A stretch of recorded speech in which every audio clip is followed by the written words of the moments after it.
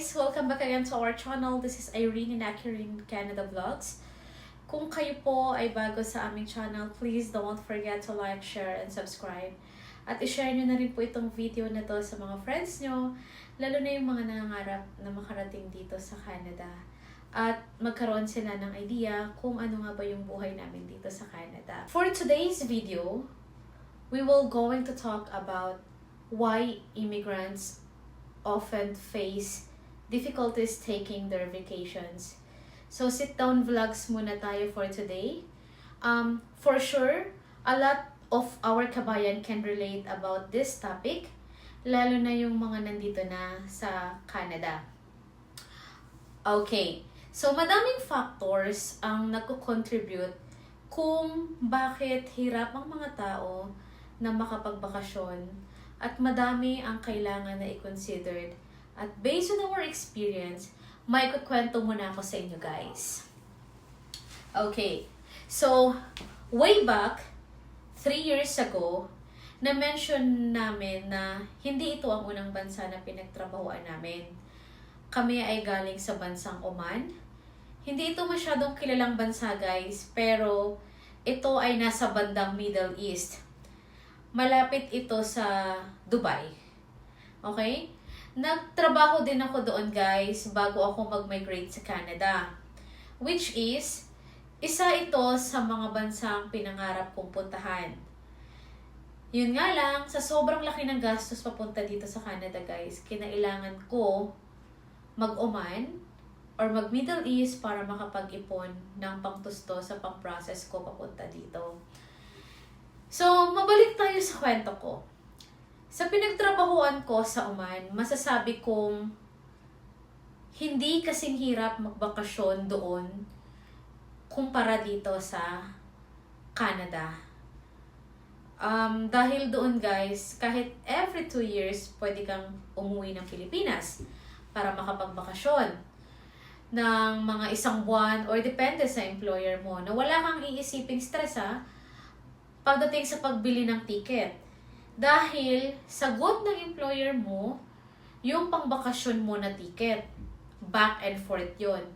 Siguro hindi lahat ganito ang sistema sa Middle East, pero masasabi kong halos lahat ng company doon ay ganito ang patakaran. Pangalawa guys, hindi ganun kabigat ang umuwi at magbakasyon. Makita ang mga mahal mo sa buhay sa iyong home country dahil free nga yung ticket mo pauwi at pabalik ng bansang pinagtatrabahuan mo. Ang pag-iipunan mo na lang talaga ay yung pocket money na dadalhin mo or gagastusin mo sa loob ng buwan na nakabakasyon ka. Pangatlo, bayad ang 1 buwan mong bakasyon katumbas ng 1 buwan mong sahod. Again, siguro hindi lahat ay ganito ang sistema, pero madalas ay ito ang mga benefits sa Middle East. Kaya naman guys, nakakamiss talaga yung ganitong experience na naranasan namin sa Middle East. Malayong malayo ang eksena dito sa Canada. At ngayon nga, ay dumako na tayo sa topic natin kung bakit hirap ang karamihan ng mga immigrants na magbakasyon galing dito sa Canada papunta sa kanilang hometown country.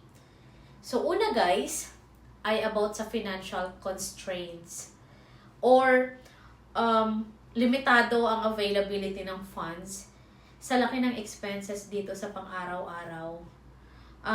Hirap din ng mga kabayan natin na makaipon para sa pangbakasyon nila.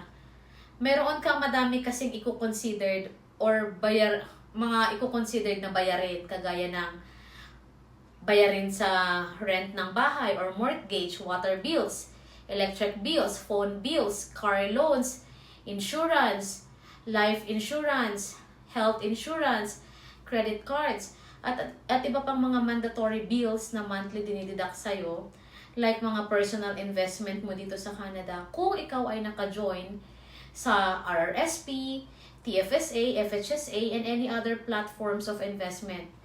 Katulad namin, we are still in the process of settling here in Canada since this Canada is new home for us. Pangalawang dahilan guys kung bakit hirap, limitado ang vacation time. Limited vacation time. Here in Canada, limitado lang din na pwedeng magbakasyon, lalo na kung ikaw ay empleyado. Karamihan sa company dito guys ay maximum of 3 weeks lang ang ina-allowed na paid vacation. So, para yan sa mga empleyado. Kaya naman, mapapaisip ka kung worth it ba na magbakasyon ka at gumastos ng malaki pero maximum of 3 weeks lang naman ikaw pwedeng mag-leave. May mga kakilala ko guys na nagre-resign na lang, makapagbakasyon lang sila. So, ganun ka hirap. Pangatlo, high travel cost. So, the cost of flights, accommodation, and other travel expenses can be a significant barrier, lalo na those limited income lang. Isa ito sa napakalaking dahilan kung bakit madami ang mga immigrants ay hirap magbakasyon sa sobrang laki ng travel cost. Dito sa Canada, sobrang mahal ng ticket pa uwi guys. Example na lang, Canada to Philippines. Kadalasan nagre-range ng 2,000 Canadian dollars. Lalo na madami ang mga kabayan natin ang gustong umuwi ng December at gustong mag-celebrate ng mga mahalagang event sa Pinas, kagaya ng Pasko at Bagong Taon. Dahil guys, kung tutuusin, ibang-iba pa din talaga ang Pinas kapag nag-celebrate ng Pasko at Bagong Taon, 'di ba? Alam nating lahat 'yan. Bukod sa mahal ang booking ng flights, bago ka makapagbakasyon, syempre, dahil medyo may kahirapan ang pag-uwi at makita ang mga loved ones on your hometown, another expenses na need mo ding intindihin at hindi mo papalampasin ay yung mga reunions nyo with relatives. You need to book a trip away from your home, like swimming or other activities that will be memorable to you and to your family. Madalas nga, kasama din ito sa mga plano kapag ikaw ay magbabakasyon eh. So, another expenses din yun para sa'yo. Pang-apat guys, financial obligations. Siyempre guys, dito sa Canada, as I mentioned earlier, immigrants may have a financial obligations here in Canada. That's one thing for sure. Bago ka umuwi for vacation at mag-enjoy, madami ka ding iisipin na iiwanan mong bayarin dito. At nabanggit ko ito kanina dahil kahit nakabakasyon ka, continue pa din ang mga babayaran mo dito sa Canada. So, and here guys in Canada, we all know that we have a lot of sources para makauwi. Lalo na kung maayos ang iyong status dito sa Canada. Like you are a PR or you are a citizen, madami kang option or opportunity na pwede kang mag-borrow ng money or loans or credit card that you can utilize. And lalo na yung mga tinatawag nilang credit line, madami din itong gamit para makasurvive ka sa bakasyon mo. Ang downside lang nun guys, syempre those privileged guys, pagdating mo ulit dito sa Canada, you need to start again para magbanat ng buto kasi kailangan mong bayaran yung mga debt na ginamit mo for vacation. Hindi ito nangyayari sa lahat dahil hindi naman lahat ng immigrants ay pro-debt. So, pero ito ang madalas na nangyayari. Panglima guys, immigrants crab mentality problem. So, kadalasan din ito sa culture natin, most of our relatives are giving a huge expectations from us pag galing kang abroad, di ba? Kadalasan nga, iaasa sa'yo lahat ng expenses sa bahay pag ikaw ay umuwi at magbakasyon, na akala ng karamihan, ikaw ay umuwi at may dalang limpak-limpak na pera bilang OFWs or immigrants. So, ayun guys, nakakalungkot mang isipin, pero nakaukit na ito sa ating kultura. And that's the sad reality again. Hindi ko nilalahat, pero meron talagang ganito mga relatives mag-isip.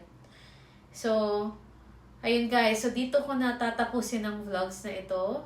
Kayo ba? Ano ang kwentong OFW vacation nyo? Kung may mga unique experience kayo about sa topic natin for today, or any advice na pwede namin kapulutan ng aral, i-comment nyo lang po sa comment section. Maraming salamat again sa mga nakaabot hanggang dito sa video na ito. Huwag niyo pong kalimutan na mag-like, share, and mag-subscribe.